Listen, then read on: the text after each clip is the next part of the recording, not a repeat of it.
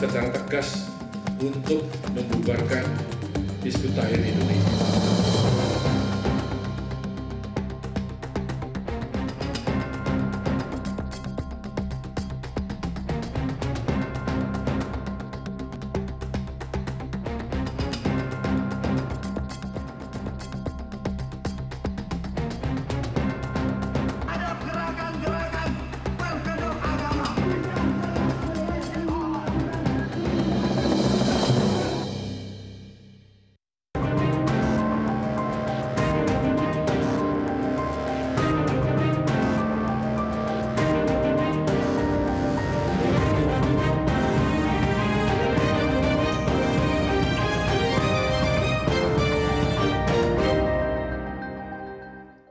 Disiarkan secara langsung dari lobi gedung iNews TV. Inilah Polemik on TV bersama Latif Siregar dan Dea Tungga Esti.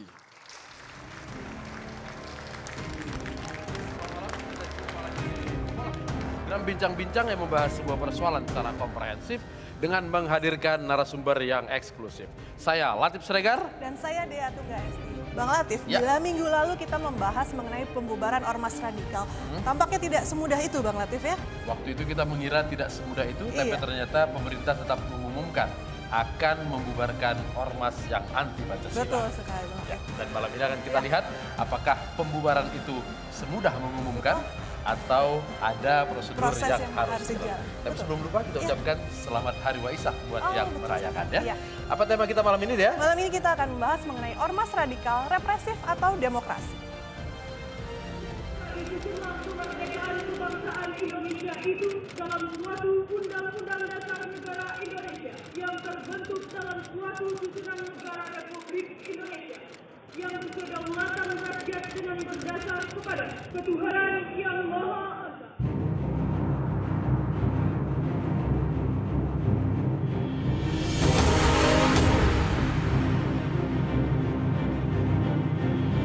Alinea keempat pembukaan Undang-Undang Dasar 45 jelas mengulas bahwa Indonesia sebagai negara yang berdaulat.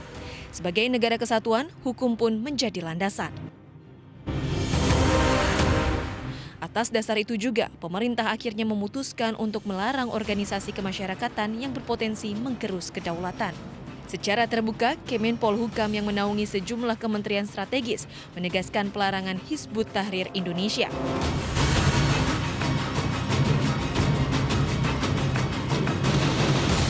Namun, langkah hukum pembubaran ormas berbadan hukum dengan skala nasional tidak semudah membalikan telapak tangan. Selain memberi sanksi administratif, upaya pembubaran ormas juga harus mengajukan permintaan tertulis kepada pengadilan negeri oleh Kejaksaan atas permintaan Menteri Bidang Hukum. Kita membubarkan tentu dengan langkah-langkah hukum dan berdasarkan hukum. Ya. Oleh karena itu nanti akan ada proses pengajuan kepada satu lembaga peradilan. Ya, jadi fair. Pemerintah tidak sewenang-wenang. Sudah menjadi kewenangan pemerintah untuk menindak ormas yang beringas. Namun pemerintah pun patut mengingat bahwa segala bentuk kebijakan harus memiliki landasan. Penegakan hukum pun memiliki dua pilihan, represif atau demokrasi.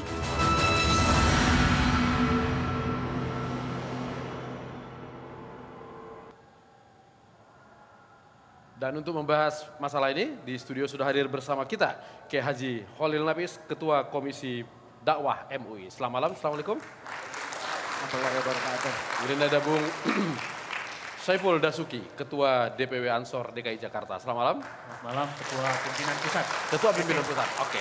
Ya, dan ada Bung Petrus Celestinus dari Tim Pembela Demokrasi Indonesia. Selamat malam. Selamat malam. Ada Bung Peri Amsori dari Pusat Studi Konstitusional Pusako. Selamat malam. Malam. Ada Kang Aceh Hasan Sajili, anggota Komisi 2 DPR dari fraksi Partai Golkar. Selamat malam. Selamat malam. Assalamualaikum. Waalaikumsalam. Dan ada Bapak Wawan Purwanto, Direktur Informasi BIN dan seorang pengamat intelijen. Selamat malam. Sebelum kita mulai, saya serahkan kepada Ibu Pimpinan untuk membuka sidang kita malam hari ini. Baiklah pemirsa, langsung saja kita buka sidang polemik malam ini. Sidang dibuka. Silakan Bang Latif. Ya, saya ke Pak Wawan. Pak Wawan, Kepala BIN bilang bahwa pembubaran itu boleh saja karena situasi kedaruratan. Bisa saja mengabaikan prosedur-prosedur yang ada di Undang-Undang Ormas. Sedarurat apa kemudian kita bisa mengabaikan aturan-aturan tersebut? Ya, itu tentu berdasarkan kajian yang mendalam, ya, dan tentu juga dengan berbagai pertimbangan-pertimbangan dari banyak tokoh, juga pertimbangan secara hukum maupun juga pertimbangan dari ketertiban sosial, serta juga banyak suara-suara di masyarakat, di mana masyarakat juga banyak yang keluhan-keluhan seperti itu ditampung. Hanya tetap prosedur hukum itu selama ini kan ada yang crash program, ya, artinya banyak juga yang dalam kondisi tertentu dipotong. Akan tapi ini semua hak dan kewajiban dari masyarakat tentu akan dilindungi, artinya kalau misalnya ada keberatan-keberatan dari sejumlah pihak, ya silahkan diajukan juga. Karena memang di dalam demokrasi itu ada kebebasan, ada kesetaraan, tapi juga ada aturan. Okay. Kalau aturan ini dilanggar, tentu ada sanksi-sanksi yang melekat. Oleh karenanya, kalau sebagai organisasi masyarakat, lantas ada basis utama seperti halnya Pancasila, ini lantas dipinggirkan, tentu akan terkena dampak, di mana dampak itu tentu akan berimbas kepada apakah ini masih layak diteruskan atau tidak. Akan tetapi semuanya negeri ini kan kita semua yang memiliki, kita semua yang mengatur, kita semua yang membuat aturan, dan kita semua yang harus mereka hormati. Nah, bagi kita masyarakat yang sudah memegang kendali demokrasi sebagai suatu pilihan, tetap tidak ada pilihan lain bahwa aturan tetap kita pegang teguh. Dan kalau misalnya ada persoalan lain yang sifatnya pertimbangan-pertimbangan dari sisi agama, di sini juga ada tokoh agama. Kemudian dari sisi hukum tentu ada. Kemudian dari sisi legislatif, dan legislatif ini selama ini bersama pemerintah yang menelurkan undang-undang itu sendiri. Makanya pembicaraan komprehensif seperti ini juga dilakukan pada saat sebelum dijatuhkan sanksi apa terhadap mereka. Hanya persoalannya kalau tadi dikatakan bisa juga prosedur-prosedur tadi dilewatin di dalam kondisi kegentingan yang memaksa, ya. Itu pertimbangannya tentu ada juga. Nah, nanti tentu akan diungkap karena semuanya lewat pengadilan, lewat peradilan, ya. Tidak secara langsung tapi peradilan. Di sanalah nanti pertimbangan-pertimbangan hukum itu ada. Ukuran melanggar Pancasila itu seperti apa? Artinya kan ada yang tidak mengakui adanya Pancasila atau membawa satu ideologi lain di luar Pancasila, ya. Itu kan sudah berhadapan-hadapan berarti. Tidak lantas membumikan dari Pancasila. Ini menjadi salah satu pertimbangan. Karena pasca terjadinya reformasi 98, Pancasila seolah dihukum berhidup-hidup waktu itu. Bahkan juga di kurikulum sempat, di kurikulum pendidikan juga dihilangkan. Sehingga akhirnya muncul masalah-masalah ideologi-ideologi yang dipaksakan dimasuk. Salah satunya adalah ideologi yang selama ini dirasakan di masyarakat, entah itu yang kanan ataupun yang kiri, dan semuanya menimbulkan polemik-polemik yang malam ini juga kita bicarakan, polemik on TV. Oke. Pak Wawan, sedikit saya tertarik terkait mengenai HTI sendiri, pertimbangan BIN untuk kemudian menganggap ini suatu hal yang luar biasa gitu sehingga harus diambil tindakan. Hal-hal mana sebenarnya yang dilakukan oleh HTI ini? Ya, sebetulnya yang mengambil langkah kan bukan BIN, ya, tapi Menko Polhukam kemarin, ya. Tentu di situ ada pertimbangan-pertimbangan banyak, ya, antara lain juga ada sejumlah masyarakat yang juga mendesak untuk dilakukan penindakan. Kemudian juga ada upaya memasukkan khilafah sebagai suatu basis pemikiran-pemikiran seperti itu dan disuarakan di mana-mana, yang di mana khilafah memang tidak pas lah dengan Pancasila yang sebenarnya urgensinya kan di situ. Di Pancasila itu ya Pak Wawan, ya. Oke, saya ke Kang Aceh. Kang Aceh, dasar dari pemerintah melakukan pembubaran ini adalah Undang-Undang Ormas yang dibuat oleh DPR. Apakah DPR menyetujui sikap pemerintah ini? Ya, tentu soal ormas ini secara khusus diatur di dalam Undang-Undang Nomor 17 Tahun 2013. Dan di situ dijelaskan bahwa setiap ormas memang harus terdaftar dan mendapatkan surat keterangan terdaftar di Kementerian Dalam Negeri. Nah, kalau kita lihat memang tadi pernyataan dari Pak Wiranto selaku Menko Polhukam menyatakan bahwa tidak semena-mena dibubarkan begitu saja. Ada proses yang harus dilalui, salah satunya adalah melalui proses pengadilan. Nah, dari pengadilan inilah yang nanti akan menentukan apakah ajaran-ajaran katakanlah begitu yang dianut oleh Hizbut Tahrir ini, Hizbut Tahrir Indonesia atau HTI ini betul-betul mengandung ajaran yang tidak sesuai dengan nilai-nilai Pancasila begitu.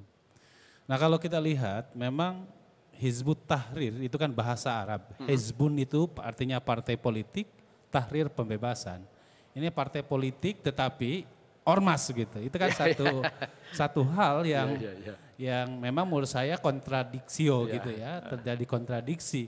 Di satu sisi sebagai partai politik yang bahasa Arabnya adalah partai politik pembebasan gitu, partai pembebasan tetapi dia tercantum sebagai ormas begitu. Nah, memang dari sejak awal kalau saya secara pribadi tentu apapun di negara ini semua harus mengacu kepada aturan main. Aturan main baik di dalam kehidupan berbangsa, bernegara, berpartai politik, berorganisasi, berserikat, itu semua mengacu pada aturan main. Iya. Nah, kita tahu bahwa keinginan kita ini adalah bahwa bagaimana Indonesia ini nasionalismenya ini kuat gitu. Nation state yang telah dibentuk atau diperjuangkan oleh para founding fathers kita itu betul-betul harus dijaga. Oleh karena itu kita menyepakati Pancasila Undang-Undang Dasar 45 itu sebagai ya sumber dari segala sumber kehidupan kebangsaan gitu. Nah, jika ada faham-faham lain begitu yang dirasa bisa meruntuhkan, bisa mengoyak semangat Pancasila, semangat dari Undang-Undang Dasar 1945, ya saya kira memang pemerintah harus dari sejak awal tegas terhadap organisasi-organisasi semacam itu. Gitu.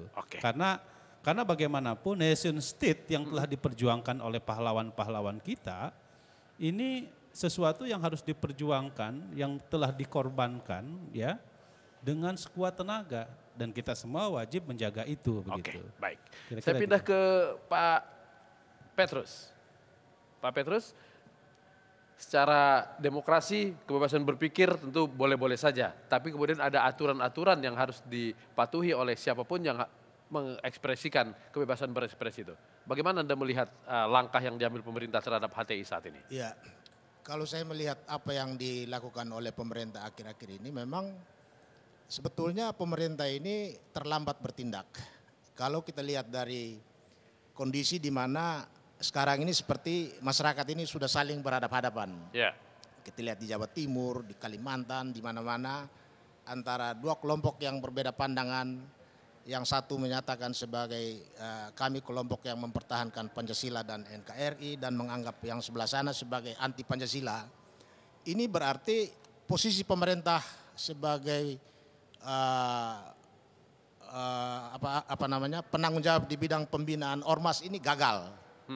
Di dalam undang-undang ormas posisi pemerintah ditempatkan sebagai pihak yang membina semua ormas. Nah, sehingga kalau sampai ada ormas yang melakukan tindakan-tindakan yang bertentangan dengan tujuan pembangunan bangsa ini, bertentangan dengan Pancasila dan UUD 45, maka ya disinilah pemerintah harus tampil dan tunjukkan tanggung jawabnya. Dan tanggung jawab itu tidak hanya serta-merta menyatakan bubar, tentu dia sudah terikat kepada ketentuan hukum yang berlaku. Nah, kalau kita lihat kepada ketentuan Undang-Undang Nomor 17 Tahun 2013 tentang ormas, itu sebetulnya pemerintah mempersulit pembubaran ormas manakala ormas ini melakukan pelanggaran-pelanggaran. Nah, di sini kelihatan rumusan Undang-Undang Nomor 17 Tahun 2013 itu lebih kepada mementingkan pembinaan ormas dan ormas ini harus jalan sesuai dengan Pancasila dan UUD 45. Yang kegagalannya di mana? Nah, kegagalannya di situ tidak ada ketentuan yang mengatur pada saat mana pemerintah harus bertindak tegas menyatakan pembubaran seperti yang dikatakan oleh pembicara yang pertama tadi, bahwa pemerintah bisa serta-merta melakukan mengambil keputusan bahwa ini bubar, tentu dengan segala konsekuensi. Pernyataan keputusan bubar itu pemerintah bisa saja menuai gugatan dari organisasi yang merasa dirinya sudah dinyatakan dibubarkan. Kalau harus mengikuti prosedur yang ada pada Undang-Undang Ormas itu, apakah itu kemudian membuat keterlambatan atau membuat kerusakan lebih dalam? Prosedur yang diatur di dalam undang-undang ini terlalu bertele-tele, ya, terlalu banyak yang harus minta pertimbangan. Ada peringatan pertama, kedua, dan ketiga dengan jangka waktu cukup 30 hari per peringatan pertama. Kemudian ada sanksi pembekuan sementara. Kemudian juga harus mengajukan permohonan ke pengadilan untuk sampai kepada tingkat pembubaran. Nah, belum lagi kalau misalnya organisasi ini kemudian merasa sikap yang diambil oleh pemerintah itu merugikan bahkan bertentangan dengan undang-undang, maka ormas yang radikal ini bisa saja melakukan gugatan terhadap pemerintah. Nah, kalau langkah gugatan yang diambil, kita bisa bayangkan bisa 3 tahun lamanya. Tapi kalau misalnya pemerintah yang mengajukan permohonan memang dibatasi waktunya, mungkin hanya sekitar 90 hari menurut undang-undang ini, waktunya memang cukup cepat. Tetapi kalau ormas yang merasa dirugikan ini kemudian menggugat, maka waktunya itu bisa 3 tahun bahkan lebih karena mekanisme beracara di pengadilan ini waktunya terlalu lama. Tapi itulah aturan, itulah konstitusi. Itulah aturan.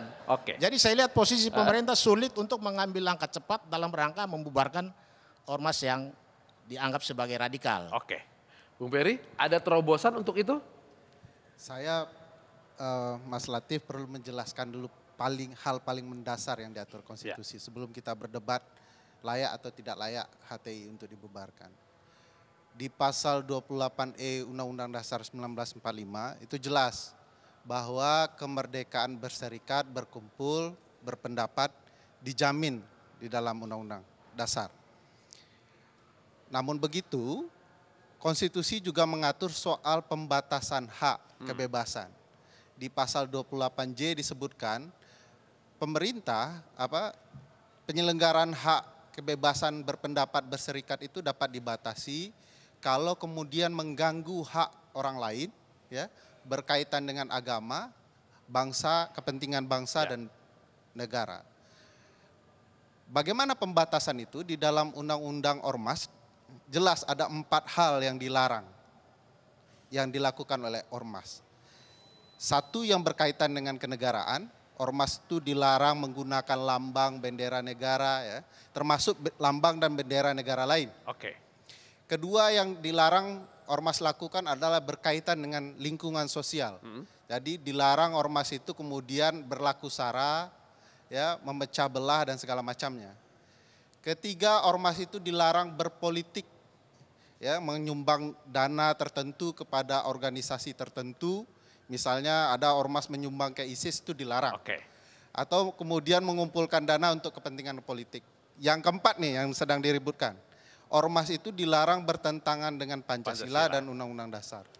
Penjelasan pasal 59 ayat 4 soal ormas dilarang bertentangan dengan Pancasila itu jelas, Pak Petrus. Yang dimaksud bertentangan dengan Pancasila adalah ormas yang membawa ideologi ateis, komunis, Leninisme dan lain-lain. Tidak ada yang Islam. Jadi kalau kemudian HTI... kalau berideologi Islam tidak berarti kemudian bertentangan dengan Pancasila, sama sekali tidak disebutkan dalam penjelasan. Kalaupun HTI bermasalah mungkin akan terbawa ke arah pelarangan yang berkaitan dengan kondisi sosial. Ya. Nah, saya melihat begini, ada masalah serius ketika pemerintah mencoba mencabut status berbadan hukum HTI. Salah satunya pemerintah kayaknya tidak mencermati pasal 60 Undang-Undang Ormas. Bahwa sebelum melakukan sanksi, pemerintah itu harus terlebih dahulu melakukan pendekatan persuasif. Nah, ini tidak dilakukan oleh pemerintah. Kalau pendekatan persuasif sudah dilakukan, ternyata ormas masih juga melakukan tindakan-tindakan yang bertentangan dengan pasal 59 ayat 1, 2, 3, 4 tadi, maka pemerintah baru bisa memberikan sanksi. Sanksinya itu bersifat alternatif kumulatif. Alternatif kumulatif itu bisa belum salah pembubaran. satu bisa harus bertahap. Satunya memberikan surat peringatan, kedua kalau pemerintah memberikan dana hibah kepada ormas dicabut, lalu yang ketiga diberhentikan sementara, lalu kemudian bisa dicabut status badan hukumnya atau surat keterangannya. Bagaimana Anda menanggapi kata Pak Petrus tadi kalau itu diikuti semua bisa lama? Iya enggak apa-apa karena itu dijamin oleh konstitusi. Jadi pemerintah harus taat konstitusi. Jangan sampai pemerintah ujuk-ujuk seluruh ormas yang berseberangan dengan cara berpikir pemerintah lalu dicabut statusnya. Jangan-jangan besok GP Ansor dicabut kan gawat juga kan. Jadi enggak boleh. Jadi harus taat hukum, harus melalui mekanisme kalau mau mencabut status badan hukumnya harus melalui proses peradilan. Selama 3 tahun berjalannya gugatan itu Pak, apakah ormas tersebut masih diberhentikan sementara? Apakah boleh melakukan kegiatannya? Alternatif kumulatif itu maksudnya pemerintah boleh milih. Mau memberhentikan sementara atau memberikan surat peringatan 1, 2, 3 atau langsung langsung kemudian mencabut status badan hukumnya tapi harus melalui proses peradilan. Oke. Kita break sejenak Bang Latif. Pemirsa, kita masih akan membahas mengenai pembubaran ormas radikal. Benarkah tindakan yang sudah diambil pemerintah sudah tepat? Sesaat lagi, Sidang Diskurs.